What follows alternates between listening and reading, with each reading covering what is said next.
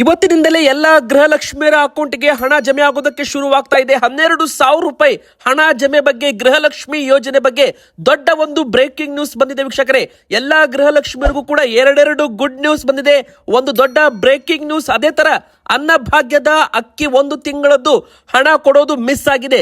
ಆ ಒಂದು ಹಣ ಕೊಡಲೇಬೇಕು ಅಂತ ಈಗಾಗಲೇ ಮಹೇಶ್ ತೆಂಗಿನಕಾಯಿ ಅವರು ಬಿಜೆಪಿ ಶಾಸಕರು ಸರ್ಕಾರಕ್ಕೆ ಆಗ್ರಹವನ್ನ ಮಾಡ್ತಾ ಇದ್ದಾರೆ. ಇನ್ನೊಂದು ಕಡೆಗೆ ಅಕ್ಕಿ ಜೊತೆಗೆ 4 ವಸ್ತುಗಳನ್ನು ಕೂಡ ಇನ್ ಮುಂದೆ ಉಚಿತವಾಗಿ ಕೊಡೋದಕ್ಕೆ ಸರ್ಕಾರದಿಂದ ತೀರ್ಮಾನ ಕೂಡ ಮಾಡಲಾಗಿದೆ. ಇದರ ಬಗ್ಗೆನೂ ಕೂಡ ದೊಡ್ಡ ಸಿಹಿ ಸುದ್ದಿ. ಇನ್ನೊಂದು ಕಡೆಗೆ ಬಂಗಾರ ಮತ್ತು ಬೆಳ್ಳಿ ಖರೀದಿ ಮಾಡೋರಿಗೆ ಬಂಪರ್ ಸಿಹಿ ಸುದ್ದಿ. ಹೌದು ವೀಕ್ಷಕರೇ, ಬಂಪರ್ ಎದಕ್ಕಂದ್ರೆ ಮತ್ತೆ ಬೆಲೆಯಲ್ಲಿ ಭಾರಿ ಒಂದು ಇಳಿಕೆ ಕಂಡಿರುವಂತದ್ದು. ಬಂಗಾರ ಮತ್ತೆ ಈಗ ಇಳಿಕೆ ಆಗಿದೆ. ಬೆಳ್ಳಿ ದರವು ಕೂಡ ದಿಢೀರನೆ ಸಾರ್ವಕಾಲಿಕ ಕನಿಷ್ಠ ಮಟ್ಟಕ್ಕೆ ತಲುಪಿರುವಂತದ್ದು ವೀಕ್ಷಕರೇ. ಅದರ ಬಗ್ಗೆನೂ ಕೂಡ ಅಪ್ಡೇಟ್ ನೋಡೋಣ. ಇನ್ನೊಂದು ಕಡೆಗೆ ಮತ್ತೆ ಬಸ್ ಸಂಚಾರ ಬಂದ್ ಆಗೋ ಸಾಧ್ಯತೆ ಕಂಡು ಬರ್ತಾ ಇದೆ. ಮತ್ತೆ ಸಾರಿಗೆ ನೌಕರರು ಮುಷ್ಕರಕ್ಕೆ ಕರೆ ಕೊಡ್ತಾ ಇದ್ದಾರೆ. ನೀವು ಕೂಡ ಊರಿಗೆ ಹೋಗಲು ಪ್ಲಾನ್ ಮಾಡ್ತಾ ಇದ್ರೆ ಅಥವಾ ಆಧಾರ್ ಕಾರ್ಡ್ ತೋರಿಸಿ ಉಚಿತವಾಗಿ ಪ್ರಯಾಣ ಮಾಡ್ತಾ ಇದ್ರೆ ಈ ವಿಡಿಯೋ ಪೂರ್ತಿಯಾಗಿ ನೋಡಿ. ಬಸ್ ಸಂಚಾರ ಯಾವಾಗ್ಲಿಂದ ಬಂದ್ ಆಗಬಹುದು ನೋಡ್ತಾ ಹೋಗೋಣ. ಇನ್ನು ಸುಕನ್ಯಾ ಸಮೃದ್ಧಿ ಯೋಜನೆ ಬಗ್ಗೆನೂ ಕೂಡ ದೊಡ್ಡ ಒಂದು ಸಿಹಿ ಸುದ್ದಿ. ಮನೆಯಲ್ಲಿ ಹೆಣ್ಣು ಮಕ್ಕಳಿದ್ರೆ ಅವರ ಅಕೌಂಟ್ಗೆ ಬರುತ್ತೆ ಹಣ. ಎಷ್ಟು ಬರುತ್ತೆ ಅದು ಕೂಡ ನೋಡೋಣ. ಇನ್ನೊಂದು ಕಡೆಗೆ ಈ ಒಂದು 6-7 ತಪ್ಪು ಮಾಡಿದರೆ ನಿಮ್ಮ ಡ್ರೈವಿಂಗ್ ಲೈಸೆನ್ಸ್ ರದ್ದಾಗುತ್ತೆ ವೀಕ್ಷಕರೇ. ಬೈಕು ಕಾರು ಓಡಿಸೋರು ಹುಷಾರಾಗಿರಿ, ಎಚ್ಚರವಾಗಿರಿ. ಹೊಸ ರೂಲ್ಸ್ ಗಳಂತಾನೆ ಹೇಳ್ಬೋದು. ಇನ್ ಮುಂದೆ ದಂಡ ಹಾಕಲ್ಲ, ಡೈರೆಕ್ಟ್ ಆಗಿ ನಿಮ್ಮ ಲೈಸೆನ್ಸೇ ಕ್ಯಾನ್ಸಲ್ ಆಗುತ್ತೆ. ಹುಷಾರಾಗಿರಿ ವೀಕ್ಷಕರೇ. ಆ ತಪ್ಪುಗಳ ಬಗ್ಗೆ ಅಪ್ಡೇಟ್ ನೋಡೋಣ. ಇನ್ನು ನೀವು ಗೃಹಲಕ್ಷ್ಮಿ ಫಲಾನುಭವಿಗಳಾಗಿರ್ಬೋದು, ರೇಷನ್ ಕಾರ್ಡ್ ಫಲಾನುಭವಿಗಳಾಗಿರ್ಬೋದು, ನಿಮಗೆ ಗುಡ್ ನ್ಯೂಸ್ ಇದೆ. ಬೇಗನೆ ವಿಡಿಯೋಗೆ ಲೈಕ್ ಮಾಡಿ, ಹಾಗೆ ಕಮೆಂಟ್ ಬಾಕ್ಸ್ ಅಲ್ಲಿ ನಿಮ್ಮ ಊರಿನ ಹೆಸರನ್ನ ಕಮೆಂಟ್ ಮಾಡೋದ್ರ ಜೊತೆಗೆ ನಿಮಗೂ ಕೂಡ ಈಗ 26ನೇ ಕಂತು 25ನೇ ಕಂತು ಜಮೆ ಆಯ್ತಾ, ಎಸ್ ಆರ್ ನೋ ಎಂಬುದರ ಮೂಲಕ ಕಮೆಂಟ್ ಮಾಡಿ. ಹಾಗೆ ನಮ್ಮ ಚಾನಲ್ಗೆ ಸಬ್ಸ್ಕ್ರೈಬ್ ಕೂಡ ಮಾಡಿ. ಪಕ್ಕದಲ್ಲಿ ಕಾಣೋ ಬೆಲ್ ಐಕಾನ್ ಕೂಡ ಬೇಗನೆ ಕ್ಲಿಕ್ ಮಾಡಿ. ಹೌದು ವೀಕ್ಷಕರೇ, ಸದ್ಯಕ್ಕೆ ಈಗ ಗೃಹಲಕ್ಷ್ಮಿಯರಿಗೆ ದೊಡ್ಡ ಒಂದು ಸಿಹಿ ಸುದ್ದಿ ಬರ್ತಾ ಇದೆ. ಎದಕ್ಕಂದ್ರೆ ರಾಜ್ಯದ ಎಲ್ಲಾ ಒಂದು ಗೃಹಲಕ್ಷ್ಮಿಯರಿಗೂ ಕೂಡ ಈಗ 26ನೇ ಕಂತಿನ ಹಣವನ್ನ ಬಿಡುಗಡೆ ಮಾಡಿದ್ದೇವೆ. ಹಣ ಜಮೆ ಆಗಲು ಶುರುವಾಗಿದೆ ಅಂತ ಸಚಿವೆ ಲಕ್ಷ್ಮಿ ಹೆಬ್ಬಾಳ್ಕರ್ ಮೇಡಮ್ ಅವರು ಒಂದು ಘೋಷಣೆಯನ್ನ ಇಲ್ಲಿ ಮಾಡಿರುವಂತದ್ದು. ವೀಕ್ಷಕರೇ, ಇದು ಮಾತು ನಾವು ಹೇಳ್ತಾ ಇಲ್ಲ, ಖುದ್ದು ಸರ್ಕಾರದಿಂದ ಬಂದಿರೋ ಅಪ್ಡೇಟ್ ಅಂತಾನೆ ಹೇಳ್ಬೋದು. 24 ಕಂತು ಹಣವನ್ನ ಹಾಕಿದ್ದು 48,000 ರೂಪಾಯಿ ಜಮೆ ಆಗಿತ್ತು ಸೆಪ್ಟೆಂಬರ್ ತಿಂಗಳವರೆಗೂ ಅಂತ ಹೇಳಲಾಗಿದ್ದು, ಈಗ 25 ಮತ್ತು 26ನೇ ಕಂತಿನ ಹಣವನ್ನು ಕೂಡ ಬಿಡುಗಡೆ ಮಾಡಲಾಗಿದ್ದು, ಅದನ್ನ ಈಗ ಜಮೆ ಮಾಡೋ ಪ್ರಕ್ರಿಯೆ ಕೂಡ ಪ್ರಾರಂಭವಾಗಿದೆ. ಅಂದ್ರೆ ಇವತ್ತಿನಿಂದಲೇ ಎಲ್ಲಾ ಒಂದು ಗೃಹಲಕ್ಷ್ಮಿಯರ ಅಕೌಂಟ್ಗೆ 2,000 ಬರೋದಕ್ಕೆ ಶುರುವಾಗ್ತಾ ಇದೆ. ಒಟ್ಟು 4,000 ರೂಪಾಯಿ ನಿಮಗೆ ಇದೇ ಒಂದು ಶಿವರಾತ್ರಿ ಹಬ್ಬದ ಒಳಗೆ ಎಲ್ಲಾ ಒಂದು ಗೃಹಲಕ್ಷ್ಮಿಯರ ಅಕೌಂಟ್ಗೆ ಹಣ ಜಮೆ ಆಗುತ್ತೆ. ಈ ಬಾರಿ ಅಧಿಕೃತವಾಗಿ ಒಂದು ದೊಡ್ಡ ಸಿಹಿ ಸುದ್ದಿ. ಎಲ್ಲಾ ಗೃಹಲಕ್ಷ್ಮಿಯರಿಗೂ ಕೂಡ 25 ಹಾಗೂ 26ನೇ ಕಂತಿನ ಹಣವನ್ನ ಬಿಡುಗಡೆ ಮಾಡಿದ್ದೇವೆ, ಜಮೆ ಆಗಲು ಶುರುವಾಗಿದೆ ಅಂತಾನೂ ಕೂಡ ಒಂದು ಘೋಷಣೆಯನ್ನ ಮಾಡಲಾಗಿದೆ. ವೀಕ್ಷಕರೇ, ನೀವು ಕೂಡ ಗೃಹಲಕ್ಷ್ಮಿ ಫಲಾನುಭವಿಗಳಾಗಿದ್ರೆ ಒಮ್ಮೆ ಬಾರಿ ನಿಮ್ಮ ಅಕೌಂಟ್ ಚೆಕ್ ಮಾಡಿಕೊಂಡು ನಮಗೆ ಕಮೆಂಟ್ ಮಾಡಿ. ನಿಮಗೂ ಕೂಡ ಹಣ ಬಂತ, ಎಸ್ ಆರ್ ನೋ ಅಂತ ಕಮೆಂಟ್ ಮಾಡಿ.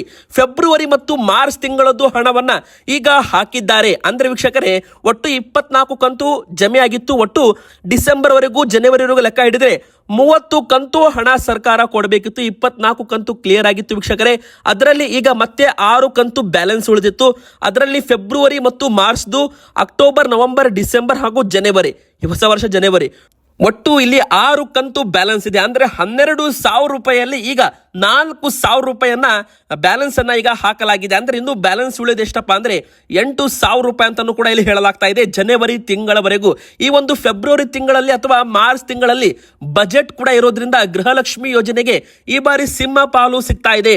ಗ್ಯಾರಂಟಿ ಯೋಜನೆಗಳಲ್ಲಿ ಅತಿ ಹೆಚ್ಚು ಅನುದಾನ ಇದಕ್ಕೆ ಬಿಡುಗಡೆ ಮಾಡಬೇಕು ಸರ್ಕಾರ ಅಂತಾನು ಕೂಡ ಹೇಳಲಾಗ್ತಾ ಇದೆ ವೀಕ್ಷಕರೇ.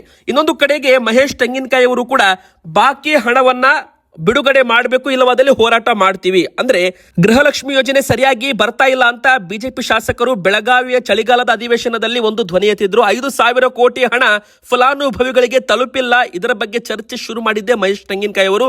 ನಂತರ 2025ರಲ್ಲಿ ಈ ಒಂದು ಫೆಬ್ರವರಿ ಮತ್ತು ಮಾರ್ಚ್ ತಿಂಗಳ ಗೃಹಲಕ್ಷ್ಮಿ ಹಣವನ್ನ ಆದಷ್ಟು ಬೇಗನೆ ಜಮೆ ಮಾಡಬೇಕು, ಇಲ್ಲವಾದಲ್ಲಿ ಹೋರಾಟ ಮಾಡ್ತೀವಿ, ಮುಂದಿನ ದಿನಗಳಲ್ಲಿ ಜಿಲ್ಲಾವಾರು ಹೋರಾಟ ಮಾಡ್ತೀವಿ ಅಂತ ಒಂದು ಹೇಳಿಕೆಯನ್ನ ಕೊಟ್ಟಿದ್ದಾರೆ.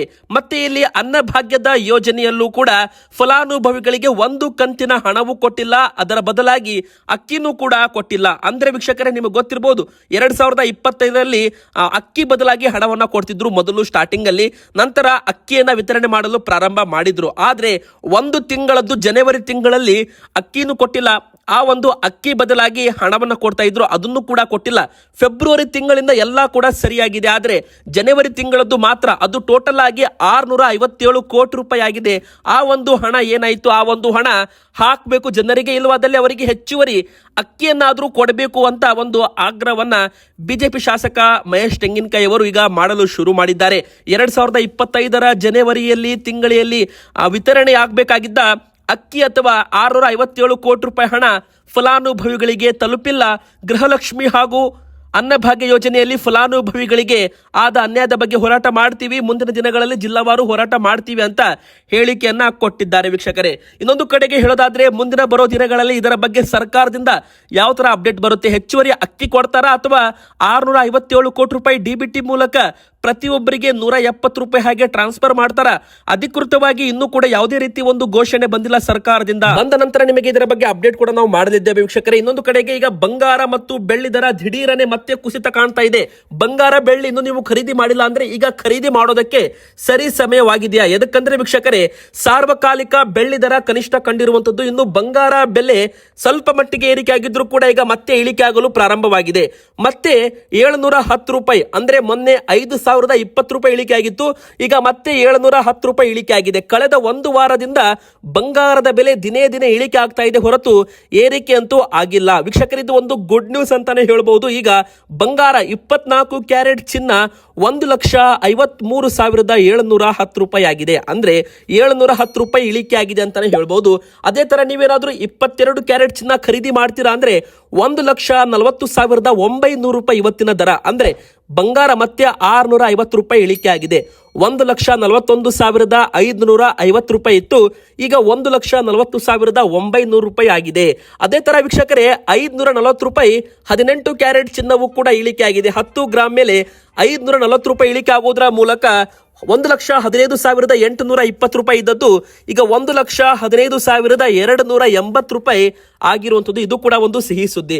ಆದ್ರೆ ವೀಕ್ಷಕರೇ ಬೆಳ್ಳಿ ದರ ಸಾರ್ವಕಾಲಿಕ ಒಂದು ಕಡಿಮೆ ಆಗಿದೆ ಅಂತಾನೆ ಹೇಳ್ಬಹುದು. ಮತ್ತೆ 25,000 ರೂಪಾಯಿ ಕಡಿಮೆ ಆಗೋದ್ರ ಮೂಲಕ 3 ಲಕ್ಷ ರೂಪಾಯಿ ಇದ್ದದ್ದು 1 ಕೆಜಿ ಬೆಳ್ಳಿ ಈಗ 2,75,000 ರೂಪಾಯಿ ಆಗಿದೆ. ಅದೇ ತರ MCX gold multi commodity exchange ಅಲ್ಲೂ ಕೂಡ ಬೆಳ್ಳಿ ದರ ಮತ್ತೆ 2,50,000 ರೂಪಾಯಿ ಅಂದ್ರೆ 2,35,000 ರೂಪಾಯಿ ಲೋವೆಸ್ಟ್ ಟಚ್ ಮಾಡಿದೆ. ಈ ಮೂಲಕ ಮತ್ತೆ ನಾಳೆನೂ ಕೂಡ ಬೆಳ್ಳಿ ದರ ಬಂಗಾರ ದರ ಸ್ವಲ್ಪರ ಮಟ್ಟಿಗೆ ಇಳಿಕೆ ಆಗ್ಬಹುದು ಅಂತ ಇಲ್ಲಿ ಹೇಳಲಾಗಿದೆ ವೀಕ್ಷಕರೇ. MCX ಅಲ್ಲಿ ಬಂಗಾರ ಮತ್ತು ಬೆಳ್ಳಿ ದರ ಇಳಿಮುಖ ಕಾಣ್ತಾ ಇದ್ದದ್ದು ಕೂಡ ಒಂದು ಕಡೆಗೆ ಸಿಹಿ ಸುದ್ದಿ ಆಗಿದೆ. ಬನ್ನಿ ಈಗ ಮತ್ತೊಂದು ದೊಡ್ಡ ಬ್ರೇಕಿಂಗ್ ನ್ಯೂಸ್ ಏನಂತ ನೋಡೋಣ.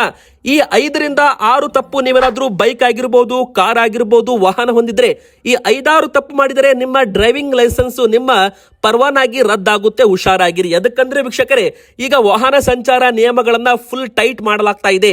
ಹೆಲ್ಮೆಟ್ ಹಾಕಿಲ್ಲ, ಸೀಟ್ ಬೆಲ್ಟ್ ಹಾಕಿಲ್ಲ ಅಂದ್ರೆ ಇನ್ ಮುಂದೆ ಅವರಿಗೆ ತಿಳುವಳಿಕೆ 2 ಗಂಟೆ ಕ್ಲಾಸ್ ಅನ್ನ ಕೊಡ್ತಾರೆ ರೋಡ್ ನಲ್ಲಿ ಅಂತಾನು ಕೂಡ ಹೇಳ್ಬಹುದು ವೀಕ್ಷಕರೇ.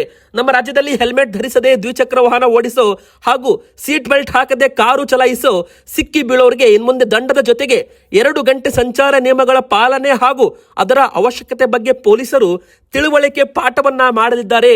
ಇದರ ಜೊತೆಯಲ್ಲಿ ಡ್ರೈವಿಂಗ್ ಲೈಸೆನ್ಸ್ ಕೂಡ ಅಮಾನತು ಮಾಡಲು ಅಥವಾ ರದ್ದು ಮಾಡಲು ಸಾರಿಗೆ ಇಲಾಖೆಗೆ ಶಿಫಾರಸು ಕೂಡ ಮಾಡಲಾಗ್ತಾ ಇದೆ ವೀಕ್ಷಕರೇ.